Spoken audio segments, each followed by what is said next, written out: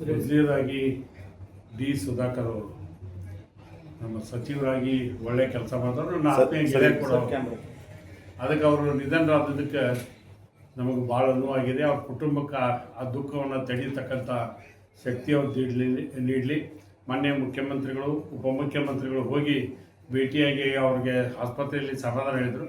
ಆದರೆ ಇವತ್ತಿನ ಕಾಲ ಈ ರೋಗಕ್ಕೆ ಅಥವಾ ಯಾವ ಕಾಯಿಲೆ ಬರ್ತದೆ ಅಂತ ಮನುಷ್ಯಕ್ಕೆ ಗೊತ್ತಾಗಲ್ಲ. ಅವ್ರ ಸಾವು ನಮಗೆ ಭಾಳ ನೋವಾಗಿದೆ. ಒಳ್ಳೆ ಆ್ಯಕ್ಟಿವ್ ಆಗಿ ಕೆಲಸ ಮಾಡ್ತಕ್ಕಂಥ ಒಬ್ಬ ಸಚಿವನಾಗಿ ಕೆಲಸ ಮಾಡಿದ, ಅದಕ್ಕೆ ನಮಗೆ ನೋವಾಗಿದೆ ಅಂತ ಮಾತಾಡಿದ್ರೆ ದುಃಖ ತಡೆಯುವ ಶಕ್ತಿಯನ್ನು ಅವ್ರ ಕುಟುಂಬಕ್ಕೆ ನೀಡಲಿ. ಈಗ 15ನೇ ತಾರೀಕಿನ ನಂತರ ಒಂದು ಏನೋ ಮಂತ್ರಿಮಂಡಲ ವಿಸ್ತರಣೆ ಮಾಡಬೇಕು, ಬಿಡಬೇಕು ಅನ್ನೋದ್ರ ಬಗ್ಗೆ ಹೈಕಮಾಂಡ್ ಹೇಳಬೇಕಾಗಿದೆ. ಈಗ ಕೇರಳ ಮತ್ತು ತಮಿಳುನಾಡದ್ದು ಓದ್ ಮುಗಿದ ಮೇಲೆ ಹೈಕಮಾಂಡರ್ ಕೂತು ಮುಖ್ಯಮಂತ್ರಿಗಳನ್ನ ಅವ್ರನ್ನ ಕರೆದು ಮಾತನಾಡಿದ ನಂತರ ಸಾಲ್ವ್ ಆಗೋದು ಹೊರತಾಗಿ ನಮ್ಮ ಥರದ ಕೂತ ಹೇಳುವಂಥದ್ದಿಲ್ಲ. ಏನಿದ್ರು ಹೈಕಮಾಂಡ್ AICC ಅವ್ರು ಏನು ತೀರ್ಮಾನ ತಗೋತಾರೆ ಅದು ಫೈನಲ್. ಕೇರಳಕ್ಕೆ KC ವೇಣುಗೋಪಾಲ್ ಅವರು ಮುಖ್ಯಮಂತ್ರಿ ಆಗ್ತಾರೆ ಅನ್ನುವಂಥದ್ದು ಎಲ್ಲ ಕಡೆ ಜಗತ್ ಜಾರಿಯಾಗಿದೆ. ನಾನು ಕೂಡ KC ವೇಣುಗೋಪಾಲ್ ಸಾಹೇಬರು ಮುಖ್ಯಮಂತ್ರಿ ಆದರೆ ನಾನು ಕೂಡ ಅಷ್ಟು ಸಂತೋಷ ಪಡ್ತಕ್ಕಂಥದ್ದು. ಇವತ್ತು ವಿಜಯ್ ಅವರು ತಮಿಳುನಾಡಿಗೆ ಮುಖ್ಯಮಂತ್ರಿಗಳಾಗ್ತಾರೆ. ವಿಜಯ್ ಅವರು ದೊಡ್ಡ ಪಕ್ಷವಾದಾಗ ಫಸ್ಟ್ ಅವ್ರನ್ನ ಇನ್ವೈಟ್ ಮಾಡಬೇಕು. ಯಾರು ಹೆಚ್ಚು MLAಗಳು ಇರ್ತಾರೋ ಅವ್ರನ್ನ ಕರಿಬೇಕು. ಅದು ಬಿಟ್ಟುಕೊಟ್ಟು ಮತ್ತೊಂದು 4-5 ದಿವಸ ರಾಜಕೀಯ ಸರ್ಕಸ್ ಆಯಿತು.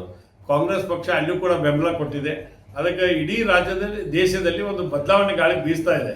ಆದರೆ ಒಂದು ಪಶ್ಚಿಮ ಬಂಗಾಳದಲ್ಲಿ ಇವತ್ತು ಅದು ಯಾವ ರೀತಿಯಾಗಿ ಚುನಾವಣೆ ಮಾಡಿದ್ರು ಅದು ಎಲ್ಲರಿಗೂ ಗೊತ್ತಿರ್ತಕ್ಕಂಥದ್ದು. ದೀದಿಯವರು ಒಳ್ಳೆ ಕೆಲಸ ಮಾಡಿದ್ರು ಕೂಡ ಸೋಲು ಅನುಭವಿಸ್ಬೇಕಾದ್ದು. ಅದಕ್ಕೆ ಒಂದು ಅಲ್ಲಿಯ ವ್ಯವಸ್ಥೆನೇ ಬೇರೆ, ನಮ್ಮಲ್ಲಿ ರಾಜಕಾರಣ ಬೇರೆ. ಇಡೀ ಪಂಚ ರಾಜ್ಯಗಳ ಎಲೆಕ್ಷನ್ದಾಗ ದೊಡ್ಡ ಏನು ಬಿಗೇವ್ ಅಂತ ಅನ್ನೋಂಗಿಲ್ಲ.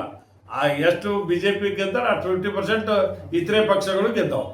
ಮೊದಲನೇದಾಗಿ ಡಿ ಸುಧಾಕರ್ ಅವರು ನಮ್ಮ ಸಚಿವರಾಗಿ ಒಳ್ಳೆ ಕೆಲಸ ಮಾಡಿದ್ರು. ನನ್ನ ಆತ್ಮೀಯ ಗೆಳೆಯ ಕೂಡ ಅದಕ್ಕೆ ಅವರು ನಿಧನರಾದದಕ್ಕೆ ನಮಗೆ ಭಾಳ ನೋವಾಗಿದೆ. ಅವ್ರ ಕುಟುಂಬಕ್ಕೆ ಆ ದುಃಖವನ್ನು ತಡೀತಕ್ಕಂಥ ಶಕ್ತಿ ಅವ್ರು ನೀಡಲಿ. ಮಾನ್ಯ ಮುಖ್ಯಮಂತ್ರಿಗಳು ಉಪಮುಖ್ಯಮಂತ್ರಿಗಳು ಹೋಗಿ ಭೇಟಿಯಾಗಿ ಅವ್ರಿಗೆ ಆಸ್ಪತ್ರೆಯಲ್ಲಿ ಸಮಾಧಾನ ಹೇಳಿದರು. ಆದರೆ ಇವತ್ತಿನ ಕಾಲ ಈ ರೋಗಕ್ಕೆ ಅಥವಾ ಯಾವ ಕಾಯಿಲೆ ಬರ್ತದೆ ಅಂತ ಮನುಷ್ಯಕ್ಕೆ ಗೊತ್ತಾಗಲ್ಲ. ಅವ್ರ ಸಾವು ನಮಗೆ ಭಾಳ ನೋವಾಗಿದೆ. ಒಳ್ಳೆ ಆ್ಯಕ್ಟಿವ್ ಆಗಿ ಕೆಲಸ ಮಾಡ್ತಕ್ಕಂಥ ಒಬ್ಬ ಸಚಿವನಾಗಿ ಕೆಲಸ ಮಾಡಿದ, ಅದಕ್ಕೆ ನಮಗೆ ನೋವಾಗಿದೆ ಅಂತ ಮಾತಾಡಿದ್ರೆ ದುಃಖ ತಡೆಯುವ ಶಕ್ತಿಯನ್ನು ಅವ್ರ ಕುಟುಂಬಕ್ಕೆ ನೀಡಲಿ. ಈಗ 15ನೇ ತಾರೀಕಿನ ನಂತರ ಒಂದು ಏನೋ ಮಂತ್ರಿಮಂಡಲ ವಿಸ್ತರಣೆ ಮಾಡಬೇಕು, ಬಿಡಬೇಕು ಅನ್ನೋದ್ರ ಬಗ್ಗೆ ಹೈಕಮಾಂಡ್ ಹೇಳಬೇಕಾಗಿದೆ.